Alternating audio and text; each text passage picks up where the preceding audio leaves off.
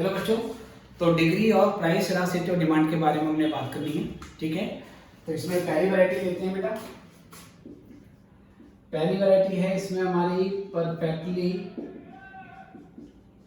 In elastic demand, जब ED का coefficient 0 हो जाता है। परफेक्टली इलास्टिक डिमांड क्या चीज है बेटा, देखते हैं। When demand of a commodity does not change at all, irrespective of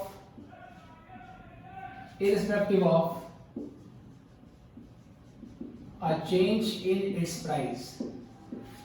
irrespective of का मतलब चाहे प्राइस बढ़े चाहे प्राइस घटे। When demand of a good does not change at all, irrespective of change in its price, then demand for such commodity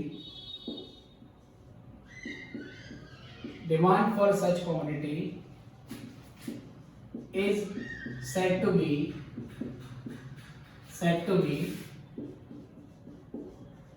perfectly inelastic। ठीक है बेटे, चाहे प्राइस बढ़े चाहे प्राइस घटे, उसकी डिमांड में बिल्कुल भी चेंज नहीं होता है। तो उस सिचुएशन में डिमांड को परफेक्टली इनइलास्टिक बोला जाता है। इसका बेटा अगर हम डायग्राम देखें, 0x y, यहाँ पर प्राइस है और ये क्वांटिटी डिमांडेड है ना। तो इसका डायग्राम इस तरीके से बनता है कि जो डिमांड कर्व होता है वो y एक्सिस के पैरेलल हो जाता है, जो कि ये दिखाता है कि इनिशियली जब प्राइस OP था तो क्वांटिटी OQ थी। जब प्राइस बढ़ के P1 हो जाता है तो भी मेरी क्वांटिटी OQ रहती है। जब मेरा प्राइस घट के P2 हो जाता है तो भी मेरी क्वांटिटी बेटा कितनी रहती है, OQ रहती है। तो चाहे प्राइस बढ़े चाहे प्राइस घटे, इस सिचुएशन में मेरी डिमांड में बिल्कुल भी चेंज नहीं आता। तो परफेक्टली इनइलास्टिक का मतलब होता है जीरो रिस्पांस। डिमांड का रिस्पांस बिल्कुल जीरो है, प्राइस में जो मर्जी चेंज हुआ लेकिन डिमांड ने बिल्कुल भी रिस्पांस नहीं दिया। और ध्यान रखना है, इस सिचुएशन में हमारा जो डिमांड कर्व होता है बेटा, जो डिमांड कर्व होता है ये बन जाता है पैरेलल टू y एक्सिस। ठीक है, इसी का बिल्कुल बेटा उल्टा सेकंड पार्ट लेके चलते हैं। इसी का उल्टा होता है परफेक्टली इलास्टिक डिमांड, जिसमें एडी का कोएफिशिएंट इन्फिनिटी हो जाता है। जब प्राइस में चेंज हो और डिमांड में चेंज ना हो तो वो परफेक्टली इनइलास्टिक है। इसका अपोजिट, जब प्राइस सेम रहेगा बट डिमांड फ्लक्चुएट करेगी। ठीक है, तो उस सिचुएशन में क्या बोलते हैं, perfectly elastic demand. When demand of a good changes significantly, जब डिमांड में बहुत सिग्निफिकेंटली चेंज आता है, even if there is no change or very minute change or a minute change। बेटा माइन्यूट का मतलब होता है बहुत कम। ठीक है बेटे, स्पेलिंग बेटा कौन सी होती है, मिनट वाली, बस माइन्यूट बोलते हैं उसको। और ये माइन्यूट चेंज, माइन्यूट का मतलब बहुत थोड़ा। When demand of a good changes significantly, even if there is no change or a minute change in price of a good, जब किसी कमोडिटी की प्राइस में बिल्कुल भी चेंज नहीं होगा या बहुत थोड़ा सा चेंज होगा, लाइक प्राइस 0.001% से फॉल कर गया या 0.001% से राइज कर गया, वो चेंज इतना कम होता है कि वो ना के बराबर मानते हैं। लेकिन डिमांड ने रिस्पॉन्स बहुत ज्यादा दे दिया तो क्या बोलेंगे उसको, perfectly elastic demand. Then demand is said to be is said to be perfectly elastic. उस सिचुएशन में बेटा जो डिमांड होती है ना, उसको परफेक्टली इलास्टिक डिमांड बोला जाता है। और यहां पर हम क्या करेंगे बेटा, उसको परफेक्टली इलास्टिक डिमांड बोलेंगे। और उस सिचुएशन में अगर मैं डिमांड कर्व बनाऊं,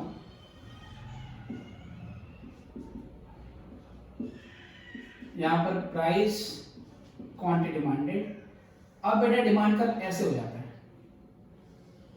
ये प्राइस है, इनिशियल इतनी क्वांटिटी है, सेम प्राइस पे आपका प्राइस क्वांटिटी बढ़ जाती है, या प्राइस बहुत कम चेंज हुआ है जो कि ग्राफिकली विजिबल नहीं है, प्राइस में बहुत ही थोड़ा सा चेंज हुआ ना के बराबर, क्वांटिटी बहुत ज्यादा बढ़ गई, और प्राइस थोड़ा सा बढ़ गया बेटा जो कि बहुत माइन्यूट है लेकिन बिल्कुल भी विजिबल नहीं है यहाँ पे, तो कह सकते हैं सेम प्राइस पर क्वांटिटी आपकी पीछे होगी।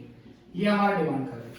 तो यहाँ पर बेटा हमारी डिमांड का रिस्पॉन्स ज्यादा है, क्योंकि डिमांड का रिस्पॉन्स ज्यादा आया है इसलिए बोलते हैं इनफाइनाइटली इलास्टिक डिमांड या इलास्टिक डिमांड। यहाँ पर डिमांड का रिस्पॉन्स जीरो था, डिमांड आगे पीछे नहीं गई, इसलिए ईडी जीरो हो जाती है। तो मेनली जो इलास्टिसिटी है उसमें हम क्या देखते हैं, डिमांड का रिस्पॉन्स देखते हैं। जब डिमांड में बिल्कुल भी रिस्पॉन्स नहीं आया तो ईडी जीरो हो गई, और जब डिमांड में ऑटोमेटिक रिस्पॉन्स आ रहा है तो डिमांड को इनफाइनाइटली इलास्टिक या परफेक्ट इलास्टिक बोल देंगे। और इस सिचुएशन में हमारा जो डिमांड कर्व होता है that becomes parallel to X axis, ये भी ध्यान रखना है। इनइलास्टिक डिमांड किस केस में होती है बेटा, मैंने बताया था सॉल्ट और मेडिसिन, नॉर्मली उसके केस में डिमांड को परफेक्टली इनइलास्टिक माना जाता है। उसमें चाहे आपका प्राइस बढ़े या प्राइस घटे, डिमांड में चेंज नहीं आता है। तो ये बेसिकली एब्सोल्यूट कंपलसरी जो कमोडिटी होती है हमारे लिए, जैसे सॉल्ट मेडिसिन, उस केस में पाया जाता है। ये कब होता है बेटा, नॉर्मली ये रियल लाइफ में बहुत कम देखने के लिए मिलता है, पर नॉर्मली ऐसा माना जाता है कि शेयर मार्केट में जो लोग लार्ज क्वांटिटी में शेयर परचेज करते हैं वो प्राइस में थोड़ा सा भी अगर फ्लक्चुएट होता है तो उनके प्रॉफिट मार्जिन पे बहुत ज़्यादा फर्क पड़ता है। तो वो थोड़े से ही चेंज पे अपनी क्वांटिटी की डिमांड बहुत ज़्यादा रैपिडली चेंज कर देते हैं। तो नॉर्मली शेयर मार्केट में ऐसा जो लोग काम करते हैं उस केस में तो देखने को मिलता है। ऐसा कोई इसका एग्जैक्ट एग्जाम्पल नहीं है, कई चीज़ें हम केवल एकेडमिक पर्पस के लिए पढ़ते हैं और थ्योरेटिकली उसकी एप्लीकेशन नहीं होती है। तो इसमें भी कुछ ऐसा ही है, इसको नोट करेंगे फिर हम आगे बढ़ेंगे यहाँ से।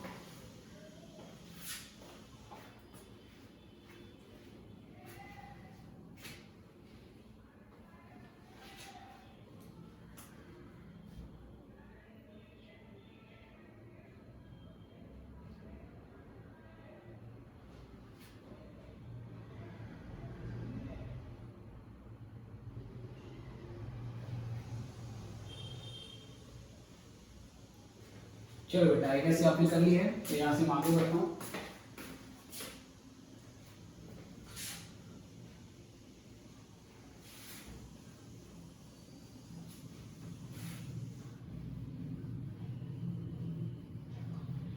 अब यहाँ से तीसरी वैरायटी पे आएंगे और फिर चौथी वैरायटी पे आते हैं।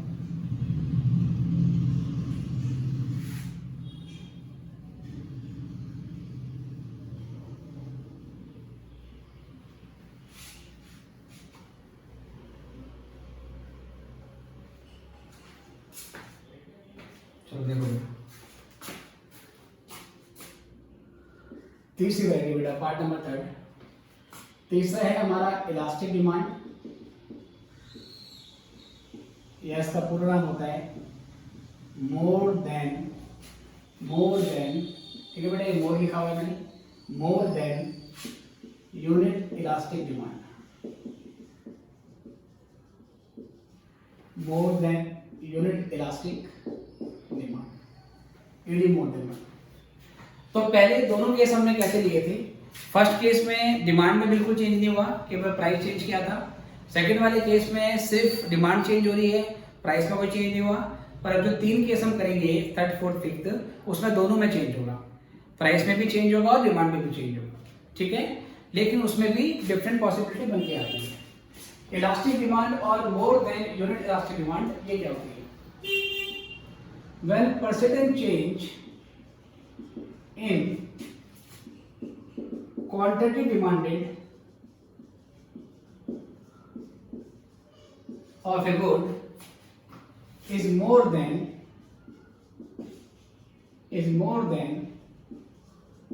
percentage change in its price, then demand for such commodity is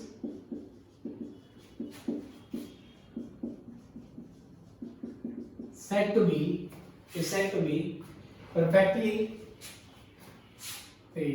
be elastic, not perfectly, only elastic. क्या बोलता है बेटा ये?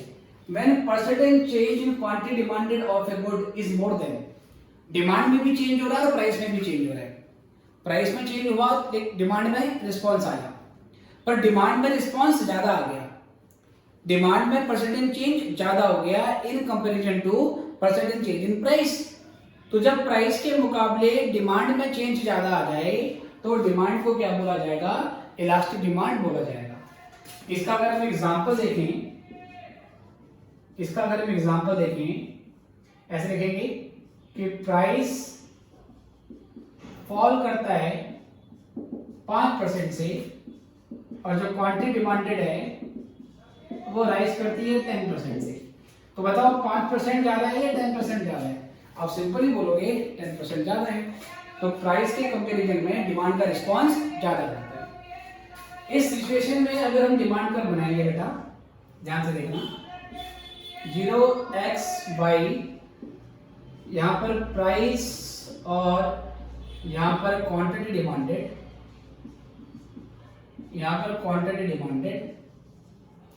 ठीक है बेटे। तो पहले मैंने इस तरीके से बनाया, ये P और ये Q, प्राइस बढ़ेगा बेटा, सॉरी प्राइस कम हो जाएगा, मान लो इतना, डिमांड बढ़ेगी इतना। अब जरा कंपेयर करें कि प्राइस इतना फॉल हो गया बेटा, लेकिन डिमांड में इतना इंक्रीज आ गया। बताओ कहाँ चेंज ज्यादा हुआ है? प्राइस में चेंज ज्यादा हुआ है या डिमांड में चेंज ज्यादा हुआ है? तो ये विजिबल है कि डिमांड में चेंज ज्यादा हुआ है, राइट सर। डिमांड का चेंज ज्यादा, प्राइस का चेंज कम। इन दोनों पॉइंट को ज्वाइन करते हुए एक लाइन ड्रॉ कर दोगे, इन दोनों पॉइंट से जाते हुए बेटा बिल्कुल स्ट्रेट जाना चाहिए। तो ये मेरा डिमांड कर्व आ गया, है ना। तो इस सिचुएशन में जो डिमांड कर्व होता है ना, परफेक्टली इलास्टिक में तो ऐसा होता है एकदम parallel to Y axis. Elastic में क्या होता है? थोड़ा सा नीचे आ गया, तो ये कुछ ऐसा ही हो रहा है। अगर एकदम स्ट्रेट होता तो परफेक्ट इलास्टिक, थोड़ा सा नीचे आ गया ये, फिर भी बेटा ये फ्लैटर है, बाहर की ओर है। तो इस तरीके से बनाना, या तो ऐसे बनाना है। कई लोग इसका डायग्राम सिंपली ऐसे बना देते हैं बेटा, यहाँ कोई लिखना है प्राइस और क्वांटिटी, और कुछ लोग ऐसे बना देते हैं बस। अगर आपने इस तरीके से बाहर की तरफ फैला हुआ डिमांड कर्व बना दिया तो ये परफेक्टली इलास्टिक डिमांड कर्व है, क्योंकि ऐसे डिमांड कर्व में सेम पोजीशन आएगी। डिमांड कर्व मैंने पहले बना दिया, अब देखो ये P है और ये Q है, और फिर सपोज मान लो मैं ऐसे आता हूँ इसमें, तो ऑटोमेटिकली देखो ये गैप कम है और ये गैप क्या है बेटा? ये गैप ज्यादा है। ओके सर, तो ये हो गया हमारा परफेक्ट इलास्टिक डिमांड। यहां से आगे बढ़ते हैं, और ये जो हमारा डिमांड कर्व होगा यहाँ पर, इसको बोलते हैं फ्लैटर डिमांड कर्व। इस सिचुएशन में हमारा जो डिमांड कर्व होता है ये फ्लैटर होता है। Is it okay? चलो अब यहां से आगे बढ़ेंगे, पार्ट नंबर 4। पार्ट नंबर 4 में आता है हमारे पास इलास्टिक डिमांड और इसका एक और नाम होता है lesser than unit elastic demand. इसको lesser than unit elastic demand बोलते हैं बेटा, which is ED less than. इसी का बेटा अपोजिट, अगर प्राइस में चेंज कम हो डिमांड में चेंज ज्यादा हो तो डिमांड इलास्टिक है। इसका उल्टा, अगर प्राइस और डिमांड दोनों में चेंज हो रहा है लेकिन प्राइस में परसेंटेज चेंज ज्यादा है और उसके कंपैरिजन में डिमांड में परसेंटेज चेंज कम है तो बेसिकली डिमांड को क्या बोला जाता है, इनइलास्टिक। तो देख लेते हैं, when percentage change in quantity demanded, when percentage change in quantity demanded of a good is smaller than या lesser than percentage change in its price, then demand is said to be inelastic। जब price में change ज्यादा हो demand में change कम हो, demand का change कम है और प्राइस का चेंज क्या है बेटा, ज्यादा है। चलो तो यहां से बात करेंगे फिर हम, फॉर एग्जाम्पल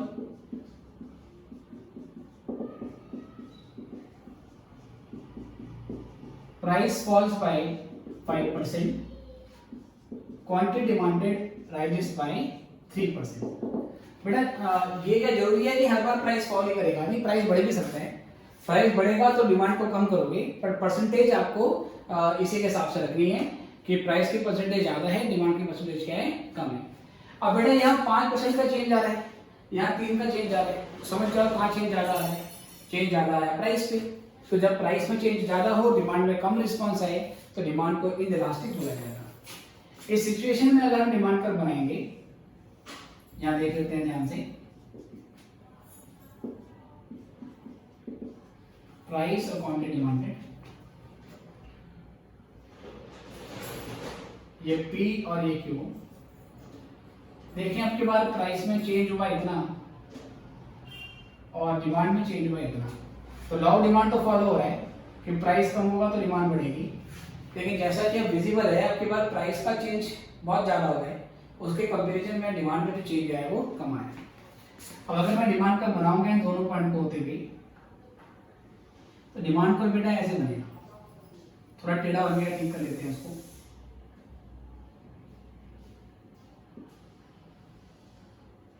है ना, तो बेटा कल भी टेढ़ा ही है। एग्जामिनेशन बेटा आप स्केल से बनाना दोनों पॉइंट को करते हुए। मैं इसको थोड़ा सा ठीक से बनाता हूँ, अभी भी देखता हूँ इफ आई एम सक्सीड और नॉट। नो, चलो ठीक है सर, इस तरीके से बनाते हैं मैंने। आप यहाँ पे डिमांड पर देखेंगे, अब ये पहले बाहर की ओर फैला हुआ था, अब ये अंदर की ओर है। तो कुछ लोग सीधे ऐसे भी बना देते हैं इस तरीके से, तो ये डिमांड कर्व हो गया इन कौन सा वाला, इन इलास्टिक वाला। आपको याद होगा इन इलास्टिक में डिमांड कर्व ऐसा हो जाता है, मतलब कि पैरेलल टू वाई एक्सिस ऐसा होता था ना। अब क्या करना है, इसको थोड़ा सा इधर कर देना है बस, तो जो एकदम वर्टिकल था उसको थोड़ा सा हम टेढ़ा कर देते हैं। ये जो डिमांड कर्व होता है इसको बोलते हैं स्टीपर डिमांड कर्व।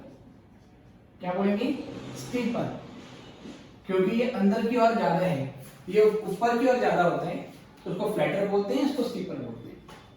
राइट, इसको भी नोट कर लीजिए, फिर हम आगे बढ़ेंगे।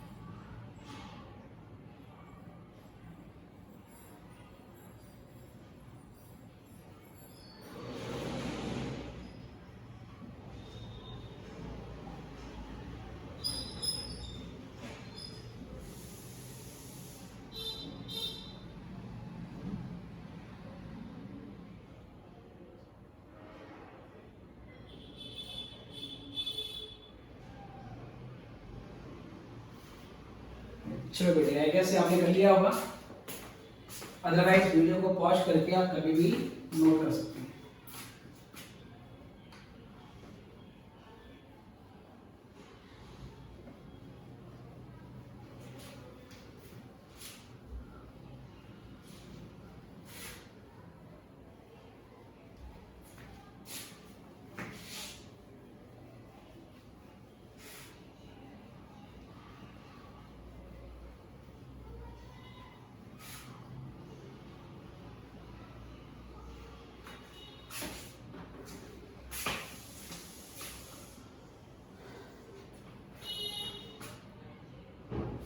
देखो बेटा, पांचवा इसमें होता है हमारे पास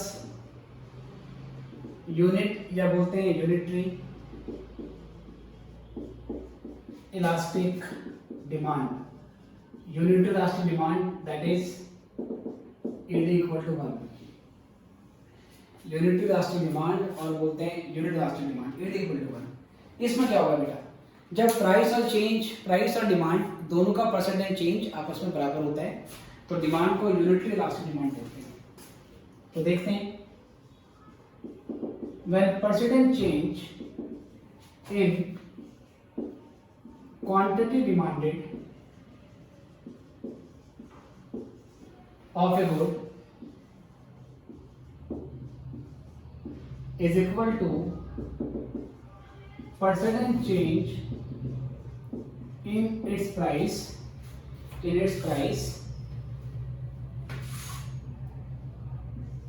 then demand is said to be unitary elastic। अगर बेटा प्राइस और डिमांड दोनों में जो चेंज होगा वो चेंज बराबर होगा तो उसको हम यूनिटरी इलास्टिक डिमांड बोलते हैं। For example, if price falls by 5% and quantity demanded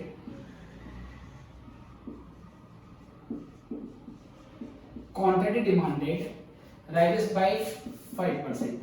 अब की बार दोनों में जो चेंज हो गया बेटा वो बराबर हो गया। जिस परसेंटेज से प्राइस में चेंज आया उतनी परसेंटेज से डिमांड में अपोजिट चेंज आया। इसका बेटा अगर हम डिमांड कर्व बनाएंगे, ठीक है बेटे, इसका डिमांड कर्व एक स्पेशल शेप का होता है, प्राइस और quantity demanded.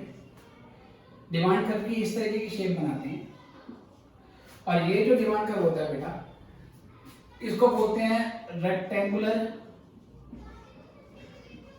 Hyperbolic demand curve. Rectangular hyperbolic demand curve, ठीक है। रेक्टेंगुलर हाइपरबोलिक डिमांड कर्व एक यूनिक डिमांड कर्व होता है। इस डिमांड कर्व की खास बात क्या होती है कि इसमें आप जहां मर्जी मूव करो, कंज्यूमर का जो टोटल एक्सपेंडिचर है वो सेम होता है। मतलब कंज्यूमर क्या सोच के आया है, सपोज मान लीजिए कि आज मुझे आइसक्रीम पे 100 रुपये खर्च करने हैं। अगर आइसक्रीम 1 रुपये की होगी तो वो 100 आइसक्रीम परचेज कर लेगा ताकि 100 रुपये खर्च हो जाए। अगर आइसक्रीम 2 रुपये की होगी तो वो 50 आइसक्रीम परचेज कर लेगा, ठीक है बेटे। अगर 4 रुपये की होगी तो 25 परचेज कर लेगा। अगर 10 रुपये की होगी बेटा आइसक्रीम, मान लीजिए अगर आइसक्रीम 10 रुपये की होती है प्यारे बच्चों तो वो 10 परचेज कर लेगा। तो कंज्यूमर का खर्चा सेम रहता है। कंज्यूमर का खर्चा सेम रहने का मतलब है कंज्यूमर के प्राइस में चेंज होने से कंज्यूमर के एक्सपेंडिचर में कोई चेंज नहीं होगा। और जब ऐसा होता है तो percentage change in demand percentage change in price के बराबर हो जाते हैं, ठीक है। तो जब ईडी इक्वल टू 1 होगी आप इस तरीके से डिमांड कर्व बनाओगे, इसको हम रेक्टेंगुलर हाइपरबोलिक डिमांड कर्व बोलेंगे। ये सिर्फ उस केस में होगा जब ईडी 1 के इक्वल होगी, ठीक है बेटे। बाकी इस तरीके से तो रेक्टेंगल बनाने हैं बना दो, लेकिन रेक्टेंगल से उतना विजिबल नहीं होता है। शेप आपको ध्यान में रखना है, ठीक है बेटे। इस तरीके से P1 और Q1 हम ये मानते हैं कि ये चेंज और ये चेंज आपस में बराबर है। जितने से ये फॉल करता है उतने से ये आगे राइज कर जाता है। तो ईडी इक्वल टू 1 के केस में प्राइस और डिमांड दोनों में चेंज बराबर होगा और इसका ये मतलब होता है कंज्यूमर के टोटल एक्सपेंडिचर में कोई चेंज नहीं आने वाला है। तो ये पांचों वैरायटी हो गई है, इसको भी नोट कर लेंगे और फिर इसके बाद यहाँ से आगे बढ़ते हैं।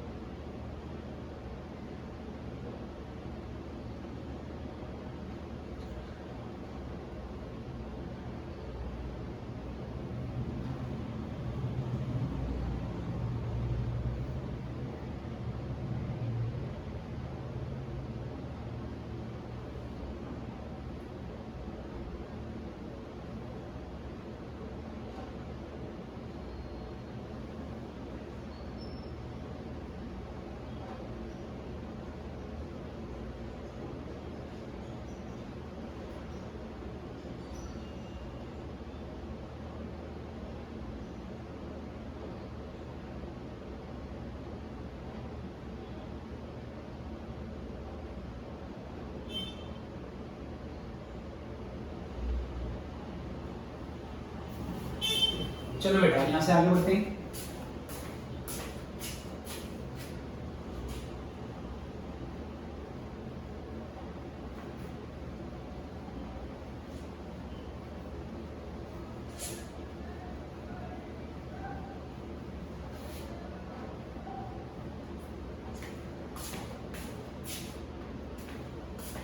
चलिए,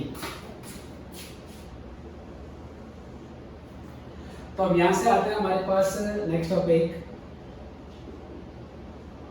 मेथड्स फॉर कैलकुलेटिंग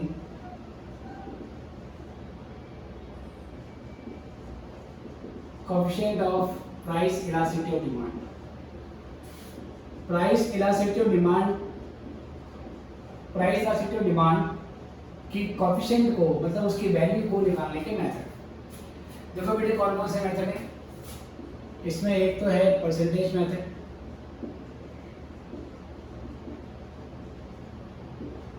दूसरा है बेटा इसमें टोटल एक्सपेंडिचर मेथड,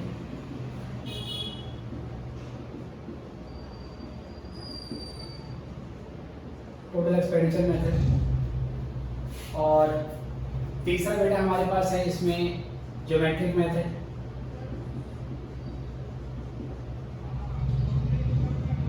चौथा हमारे पास है आर्क मेथड। जिसमें से बेटा स्कूल लेवल पे, मतलब कि 11th और 12th के वैसे बेसिक लेवल पे केवल ये दो टॉपिक पढ़ाए जाते हैं।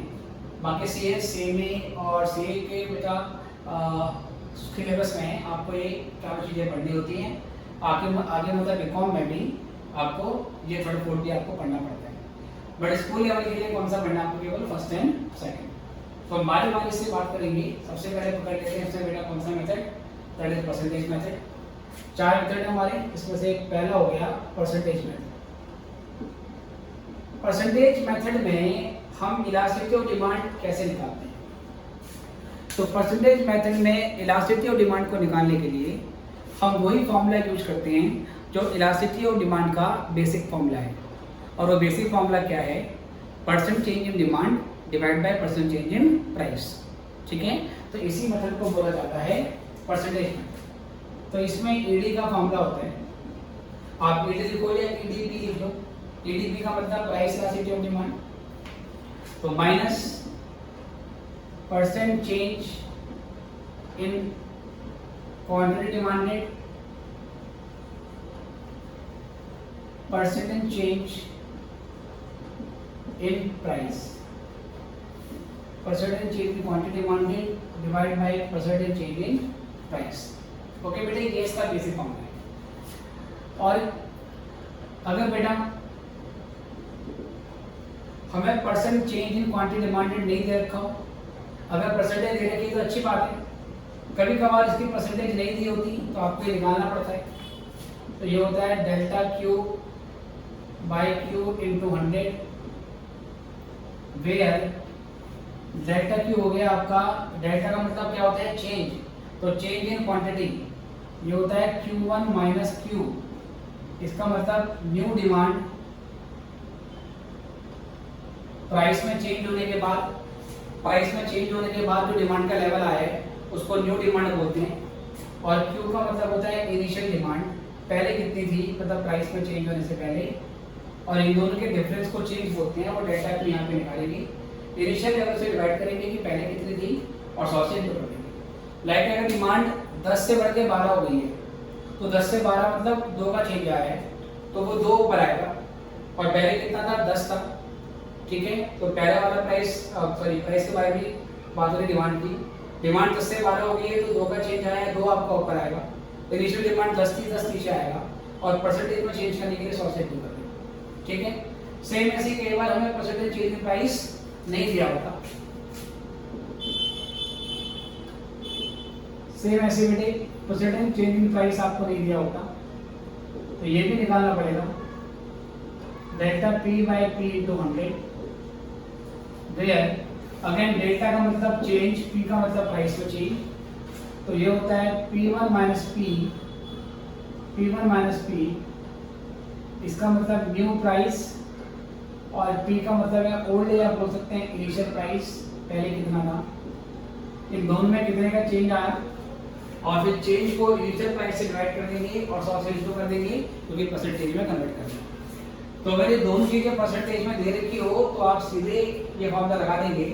अगर दोनों में से किसी एक की भी परसेंटेज नहीं दे रखी हो तो पहले परसेंटेज निकालनी पड़ेगी, उसके लिए ये फॉर्मूला आपको यूज करना पड़ेगा। एक ये नोट आपको ध्यान रखना है, नोट ए, इसके दो पार्ट बताए मैंने, इसको 3 पार्ट बनाए। ऑल्टरनेटिवली आप शॉर्टकट भी लगा सकते हैं। जब हमें ना तो डिमांड की परसेंटेज दे रखी है ना प्राइस की परसेंटेज दे रखी है, दोनों की परसेंटेज नहीं दी, तो या तो दोनों की परसेंटेज निकालो और फिर ये फॉर्मूला यूज करो, या अगर हमें दोनों की परसेंटेज नहीं दी होगी, जब दोनों की परसेंटेज नहीं दी होगी तो हम एक शॉर्टकट भी लगा सकते हैं। और वो शॉर्टकट क्या है उस सिचुएशन में, ED equal to minus delta Q upon delta P multiply by P upon P। Delta Q मतलब सर ये Q1 minus Q, delta P P1 minus P जो मैं यहाँ पे लिखा, P का मतलब इनिशियल प्राइस, Q का मतलब इनिशियल क्वांटिटी। यहाँ से सॉल्व करके हमारा आंसर आ जाएगा। ओके, इसको नोट करेंगे और फिर मैं इस मेथड के ऊपर आपको कुछ क्वेश्चन बेसिकली क्वेश्चन सॉल्व करेंगे ताकि आपको ये मेथड अप्लाई करना आए। नोट कर लो आप से।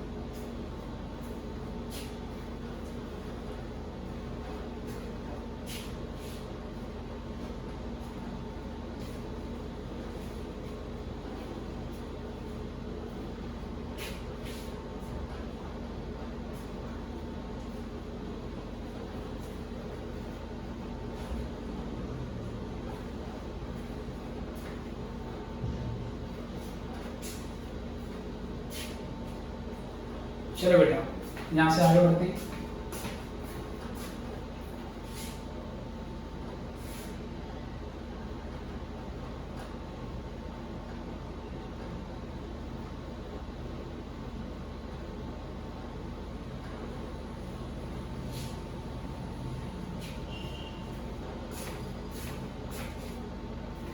ओके, तो लेट अस प्रोसीड फर्दर। कुछ एग्जांपल लेते हैं इसके ऊपर,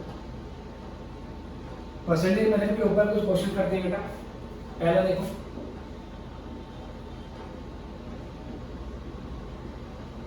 when price of a good rises by 10%, then its quantity demanded falls by 15%. Calculate coefficient of price elasticity of demand. ये बेटा पहला बेसिक क्वेश्चन कहता प्राइस आपका 10% से बढ़ जाता है तो उसकी जो क्वांटिटी डिमांडेड है वो फॉल कर जाती है 15% से। ठीक है, ये फॉल्स लिखा हुआ है ऐसे, आपको ये निकालना है। इसमें क्या करोगे, सिंपल बेटा, पहले चेंज इन प्राइस, प्राइस में चेंज हुआ है 10% का। अब क्योंकि सर ये फॉल कर रहा है, सॉरी बेटा क्या राइज कर रहा है, तो मतलब ये परसेंटेज मेरी प्लस में। उसके बाद change in quantity demanded falls by 15%, तो 15% और फिर नेगेटिव क्योंकि ये परसेंटेज डिक्रीज हुई है सर। अब उसके बाद ईडी का formula, percent change in quantity demanded divide bye percent change, ठीक है बेटा, प्राइस। डिमांड में चेंज हुआ 15% का, प्राइस में चेंज हुआ 10% का, माइनस से माइनस कैंसिल, परसेंटेज से परसेंटेज भी कैंसिल, सब कुछ करने के बाद 1.55। अगर हमारा आंसर 1 से ज्यादा आ जाए तो हम क्या बोलेंगे, डिमांड इलास्टिक है। ठीक है सर, तो हम यहाँ पे लिखोगे सिंस ED मोर देन 1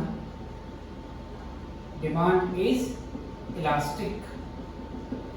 अगर आंसर 1 से कम आए तो इनइलास्टिक, अगर 1 आ जाए तो क्या बोलोगे, यूनिटरी इलास्टिक। ठीक है, तो जो आंसर आएगा उस पर आपको बेसिकली कमेंट भी दे देंगे। तो ये पहला बेसिक क्वेश्चन हो गया, इसको नोट कर लो, फिर हम अगले वाले पे आते हैं।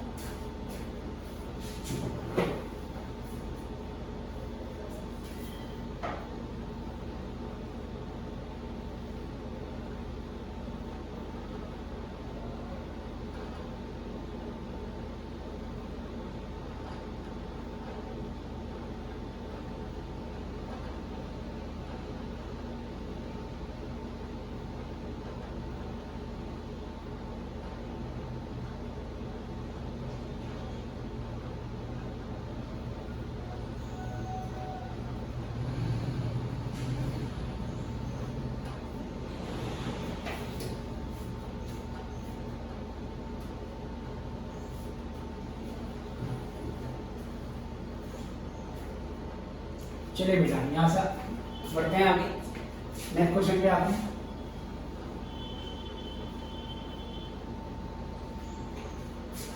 अगला क्वेश्चन है, मान लीजिए क्वेश्चन नंबर 2। इसमें कहता है when price of a good falls from ₹15 per unit to ₹12 per unit, its quantity demanded rises by 10%. Calculate price elasticity of demand। ठीक है बेटा, EDP मतलब शॉर्ट पर लिख दिया, प्राइस इलास्टिसिटी ऑफ डिमांड ये निकालना है। ED बोलो EDP बोलो, बात देखिए। अब ये क्वेश्चन ध्यान से देखेंगे आप, इसमें क्या कहते हैं, जब किसी कमोडिटी का प्राइस घट जाता है 15 से कितना हो जाता है, 12 हो जाता है। प्राइस में कितना चेंज आया उसकी परसेंटेज हमारे पास नहीं है, डिमांड की परसेंटेज हमारे पास है, राइट। अब इस केस में क्या करेंगे, देखो सबसे पहले इसमें लिखेंगे इनिशियल प्राइस कितना है। पहले क्या प्राइस था, पहले प्राइस था 15 पर यूनिट, फिर न्यू प्राइस, बाद में प्राइस क्या हो गया बेटा, 12 पर यूनिट। अब निकालेंगे change in price, delta P, P1 minus P, तो 12 माइनस 15 तो माइनस ₹3 पर यूनिट, ये डेल्टा पी आ गया। फिर परसेंटेज चेंज इन प्राइस, अब इसी को परसेंटेज में कन्वर्ट करेंगे, क्योंकि मैं परसेंटेज नहीं दी तो परसेंटेज को कन्वर्ट करने के लिए फॉर्मूला लगाते हैं, चेंज अपॉन में इनिशियल इनटू 100। तो चेंज क्या था, 3 माइनस का पहला प्राइस कितना था, 15 इंटू 100। इसको सॉल्व करोगे बेटा, 3 1 जा 3 5 जा और 5 से इसको काटोगे तो माइनस का 20%। ये हमारा परसेंटेज चेंज इन प्राइस आ गया, है ना। या परसेंटेज एक ही जगह लगानी है, यहाँ लगानी है, यहाँ पे लगानी है। तो ये चेंज इन प्राइस पहले मैंने रुपीस में निकाला, अब ये चेंज इन प्राइस परसेंटेज बना दिया। अब यहीं से मैं लिखूंगा फिर चेंज इन क्वांटिटी डिमांडेड। वो क्वेश्चन में पहले से ही गिवन है कि डिमांड 10% से इंक्रीज हो गई है, तो मैंने यहाँ पर प्लस 10% ले लिया। ओके जी, अब यहाँ से एडी का फॉर्मूला लगाए, ED equal minus percentage change in quantity demanded divide by percentage change in price. तो जो एडी है हमारी वो निकालनी है हमें। डिमांड में चेंज आया है 10% का, प्राइस में चेंज आया है 20% का। माइनस से माइनस कैंसिल, परसेंटेज से कैंसिल हो गई परसेंटेज, बचा 10/20, 0 से 0 कैंसिल, मतलब 1.2, तो आंसर आया 0.5। जो भी आंसर आएगा डेसिमल में निकालना है, फ्रैक्शन में नहीं छोड़ना है, ठीक है सर। अगर को पूरा कट रहा है ठीक है, अदरवाइज डेसिमल के बाद 2 नंबर आपको लिखना है। 0.5 आ गया। और लिखेंगे सिंस ईडी लेस देन 1 आ गई है, डिमांड इज इनइलास्टिक। तो यहाँ पर हमारी जो डिमांड है वो इनइलास्टिक हो जाएगी। ओके, नोट कर लो।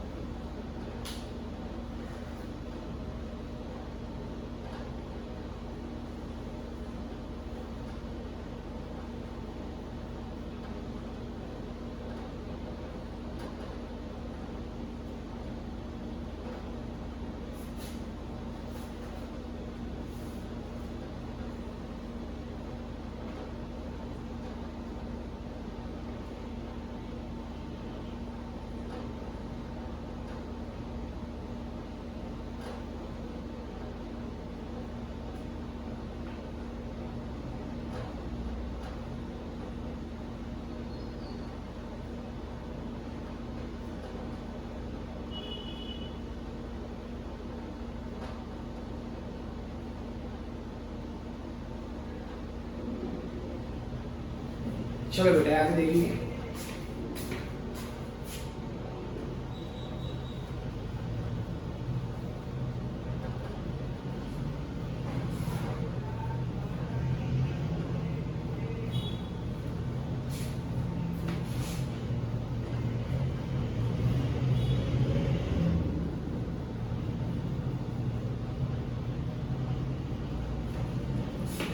चलो आई गेस 3 क्वेश्चन कर लिए हमने बेटा, 4 क्वेश्चन देखते हैं। 4th क्वेश्चन है, a consumer demands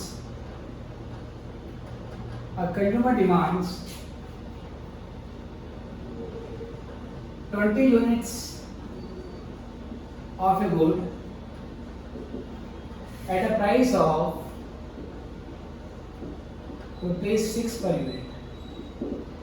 एक कंज्यूमर है वो किसी कमोडिटी की 20 यूनिट डिमांड करता है जब प्राइस 6 रुपए पर यूनिट है। आगे कहते हैं when price rises to ₹9 per unit, he demands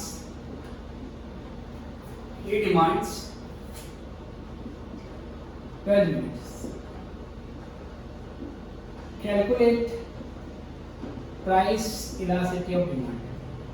ठीक है बेटी, आपको ये निकालना है। पहले क्वेश्चन लिख लो।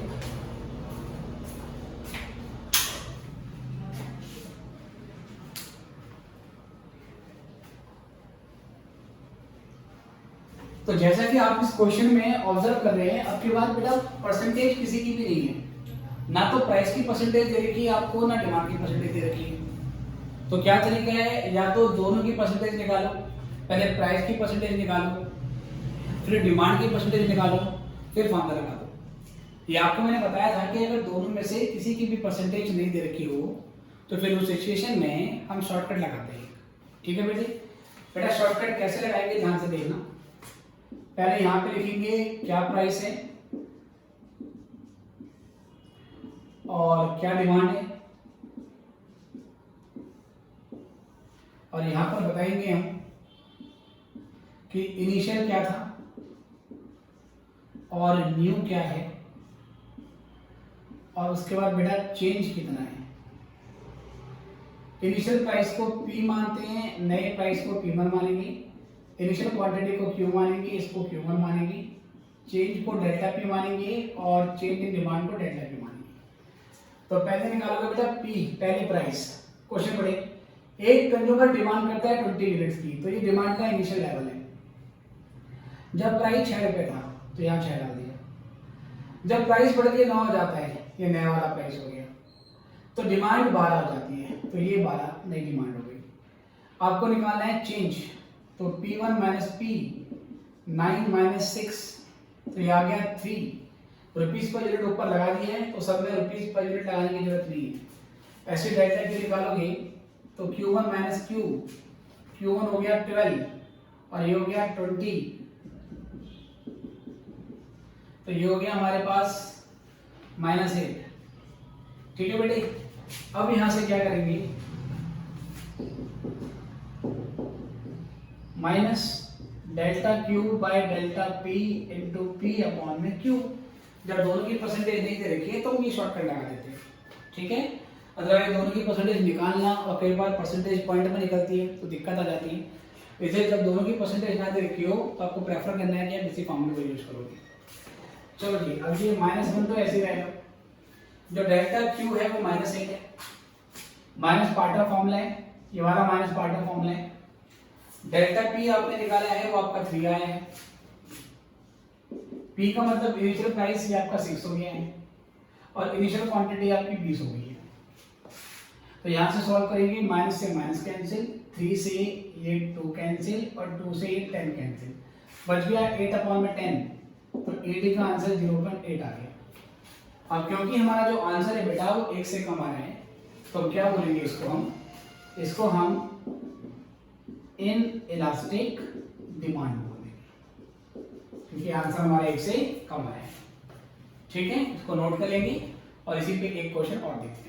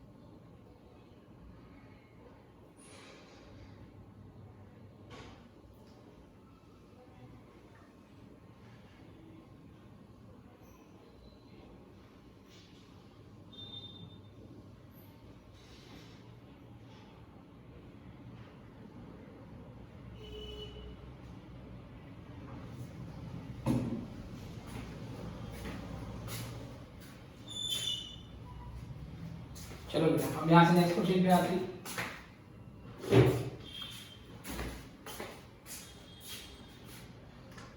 देखो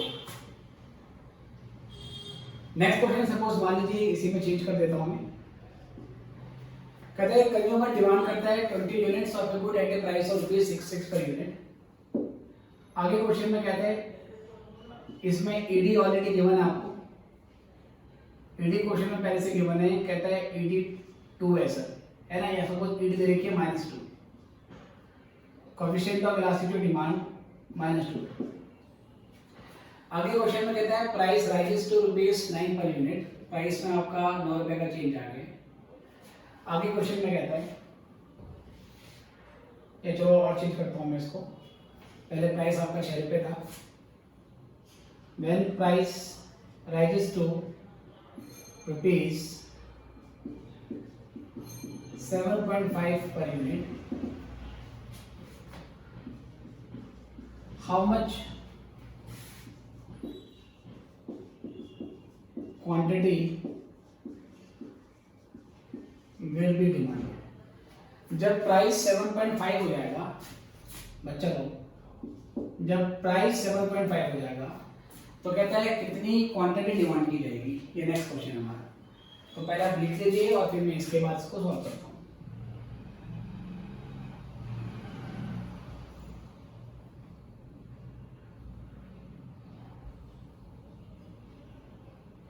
ठीक है, ये नोट कर लो और फिर यहां से हम सॉल्व करेंगे।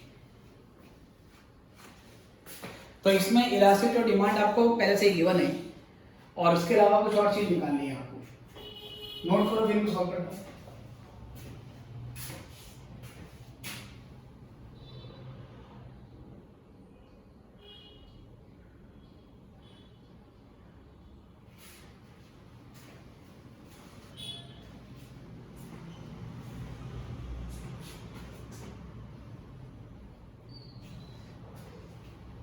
ठीक है बेटे, क्वेश्चन कह रहा है consumer demands 20 units of the good at the price of ₹6 per unit. Elastic demand पहले से माइनस दे रखी है।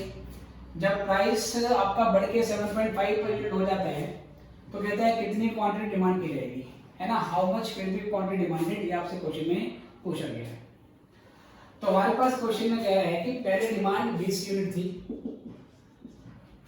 प्राइस हमारा 6 रुपए था, बाद में प्राइस बढ़ के 7.5 हो जाता है, लेकिन डिमांड कितनी है हमें नहीं पता, हमें डिमांड नहीं पता। डेल्टा पी तो निकाल सकते हैं, P1 - P, तो 7.5 - 6 1.5, लेकिन डेल्टा क्यू मैं नहीं निकाल सकता क्योंकि मेरे पास Q1 नहीं पता। Delta Q Q1 minus Q होगा ना, मुझे पता नहीं Q1, तो मैं डेल्टा क्यू भी नहीं निकाल सकता। मेन मुझे क्वेश्चन में पूछा है how much quantity will be demanded, main मुझे Q1 निकालना है, डिमांड का नया लेवल निकालना है जब प्राइस 7.5 हो जाता है। तो पहले फॉर्मूला प्लेस किया, हमें क्वेश्चन में ईडी दे रखी है -2, इसको हम ले लेंगे +2, क्योंकि ईडी नेगेटिव होती है बट उसको पॉजिटिवली एक्सप्रेस किया जाता है। इससे क्वेश्चन में अगर नेगेटिव ईडी की दी होगी तो भी बेटा उसे क्या करोगे, आप उसे पॉजिटिव नंबर में ही लोगे। ओके, ध्यान रखना सर। अब यहाँ ईडी के बदले 2 आ जाएगा, यहाँ पर माइनस लगा दो, फॉर्मूले का पार्ट है। डेल्टा क्यू मुझे नहीं पता तो डेल्टा क्यू छोड़ दो ऐसे, ये डेल्टा पी है बेटा, डेल्टा पी मैंने निकाला है 1.5, पी का मतलब इनिशियल प्राइस ये 6 है और इनिशियल क्वांटिटी 20 है ना। जितना कट सकता है बेटा उतना काट देते हैं, ये 2 3 जा और 10 जा, है ना।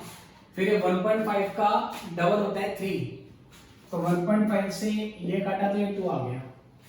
अब ये आ गया 2 equal to minus delta Q into 2/10, 2 से भी काट देते हैं ऐसे, तो ये 1/5 बन गया, फिर तो अपॉन में 5 बचा बस। अब यहाँ से क्रॉस इंटू कर लो, minus delta Q equal to 10, minus का साइन इसको दे दो, तो डेल्टा क्यू आपका -10 यूनिट आ जाएगा, डेल्टा क्यू आ जाएगा -10 यूनिट्स। बट हमें डेल्टा क्यू नहीं निकालना, हमें तो Q1 निकालना है। अब क्या करेंगे, नाउ डेल्टा क्यू होता है Q1 minus Q, right sir, जिसमें से डेल्टा क्यू हम ऑलरेडी निकाल चुके हैं, ये -10 है। Q1 जो है बेटा हमारा Q1 that we need to find out, ये मैं नहीं पता। और जो Q है बेटा वो 20 है, -20 है, ये माइनस का 20 यहाँ पे आके प्लस हो जाएगा, तो ये आ जाएगा 10 यूनिट्स। इसका ये मतलब है जब प्राइस बढ़कर 7.5 यूनिट हो जाएगा, जब प्राइस बढ़ के 7.5 हो जाएगा तो डिमांड आपकी 10 यूनिट की हो जाएगी, जो कि करंटली 20 लेवल पे है, वो 20 से घट के 10 लेवल पे आ जाएगी। ओके बेटी, तो ये हमारे हो गए बेटा न्यूमेरिकल। अब इसमें करना क्या है, आपने पहले इस परसेंटेज मेथड पे बहुत सारे क्वेश्चन सॉल्व करने हैं, कुछ क्वेश्चन मैं आपको भेज दूंगा, आपने सॉल्व करने हैं, और फिर उसके बाद हम टोटल एक्सपेंडिचर मेथड को अगले क्लास में स्टार्ट करेंगे। तो आज के लिए इतने बेटा, फिर मिलेंगे नेक्स्ट क्लास पे। Good bye.